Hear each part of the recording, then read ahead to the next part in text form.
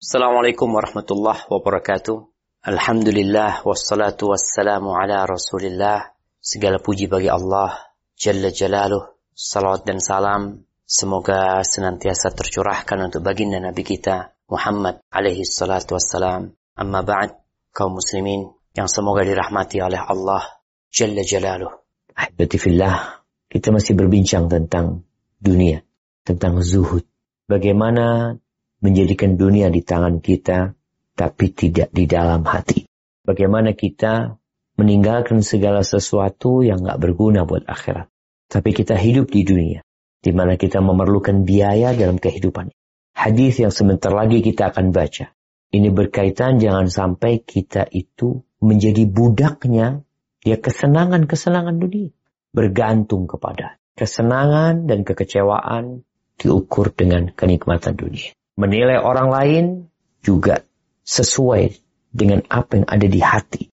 Mungkin kita bisa baca bagaimana Rasul SAW memberikan sebuah gambaran tentang budak-budak dunia.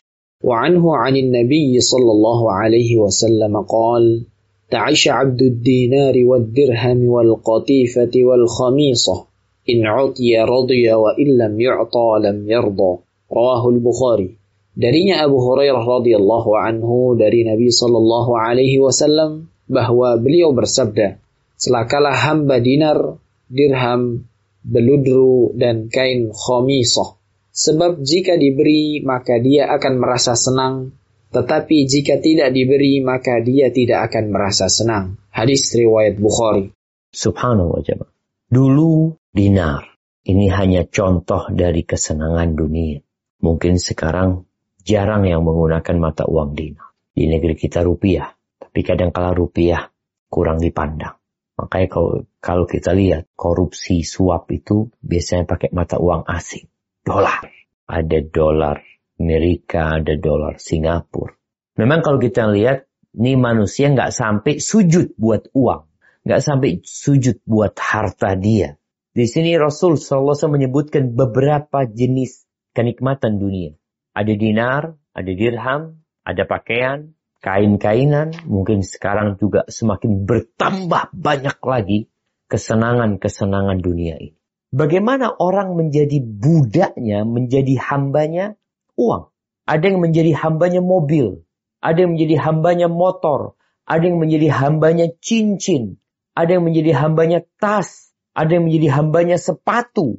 Engkau tinggal sebutkan berbagai macam ketergantungan dan kecondongan manusia hatinya kepada pernak-pernik kehidupan dunia ini. Nggak ada larangan engkau memiliki dolar, engkau punya mobil mewah, punya rumah bagus, punya tas bagus. Nggak ada larangan. Tapi jangan sampai itu yang menjadi ambisimu. Jangan sampai engkau menjadi bawahannya harta. Sehingga gerak-gerikmu dalam kehidupan ini untuk uang. Untuk harta benda. Sehingga tidak peduli lagi dengan yang namanya halal dan haram. Nggak peduli. Kadangkala demi harta akhirnya dia dipenjara, kehilangan semua. Karena dia sudah diperbudak sama itu uang. Keluarganya dia korbankan demi harta. Anaknya dia korbankan demi harta dan kesenangan. Sehingga seanak bertahun-tahun nggak pernah berjumpa dengan bapak. Jamaah rahimakumullah. Nabi menyebutkan kalau dikasih dia ridha, kalau nggak dikasih dia kecewa. Emak-emak sekarang ya, ada mungkin menjadi budaknya fashion, mode. Sehingga yang namanya pakaian bertumpuk-tumpuk di lemari dia. Seharusnya kalau engkau memang suka dengan pakaian yang bagus, yang lama engkau sedekahkan. Engkau berikan kepada saudaramu yang tidak mampu. Bukan ditumpuk. Ada yang suka dengan tas yang branded, yang mahal-mahal, yang kau pakai satu. Sehingga kadang-kala rumahnya itu seperti toko. Isinya etalase. Kita kalau ke toko kan melihat barang-barang itu. Memang dia jualan. Tapi ini ada yang bukan jualan. Kesenangan. Sesuatu yang tertancap di dalam dadanya. Sehingga keridhaan dan kekecewaan diukur dengan apa yang dia dapat. Sehingga menjadi kolektor. Kolektor mobil. Engkau perlu mobil, silahkan, nggak dilarang. Siapa yang mengharamkan? Enggak. Tapi jangan sampai engkau diperbudak sama mobil. Ada mobil puluhan di tempat dia. Masih ingat cerita kawan di Jakarta bahwasanya ada satu orang kaya yang Masya Allah mobilnya itu banyak. Halaman rumahnya luas sekali. Kalau malam dia pasang lampu sorot, dia duduk ngeliatin mobil-mobil dia. Mobil ini, mobil ini, mobil ini. Kalau engkau buka showroom nggak apa-apa. Kalau engkau jualan nggak apa-apa. Ini nggak dijual, ini nggak dijual, ini nggak dijual. Kenapa? Semuanya itu ada di hati. Kalau engkau berikan satu ke pesantren, berikan satu ke juru dakwah yang memerlukan dia dakwah, memerlukan kendaraan, berikan kepada dia.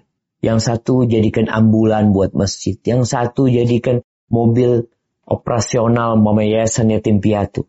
Nggak bisa dia. Kenapa? Karena hatinya itu di sana. Atau mobil-mobil itu di dalam hatinya. Kalau mobilnya lecet dikit, Allahu Akbar. Kebingungan dia, marah-marah. Karena yang lecet bukan mobilnya. Yang lecet itu hatinya. Mobilnya nggak pernah menjerit. Mobilnya nggak pernah mengeluh. Tapi yang mengeluh hati. Kita lihat ya, orang kalau suka sama handphone. Dia cinta banget sama handphone. Kadangkala handphonenya dimainkan oleh anaknya jatuh. Marahnya. Mungkin anaknya dipukul. Bahkan dia lebih cinta dengan handphone tersebut. Ada yang mungkin memelihara burung. Burung yang mahal-mahal ya. Tahu-tahu burung itu mati. Masya Allah, takziah sekampung sama dia. Burungnya mati. Karena dia sangat cinta sama harta ini. Maka, ahibati fillah, silahkan engkau bekerja. Seharusnya engkau kirim apa yang kau cintai ke alam barzakh nanti. Bukankah tatkala engkau berada di kuburan, yang akan mendampingimu itu sedekahmu, salatmu, bantuan yang kau berikan kepada orang-orang. Jamaah rahimakumullah, itu yang bisa kita kaji. Semoga ilmu yang kita kaji hari ini berguna buat kita dan bisa kita amalkan dalam kehidupan kita. Dan semoga Allah menerima amalan kita. Sampai berjumpa kembali. Barakallahu fiik. Wassalamualaikum warahmatullahi wabarakatuh.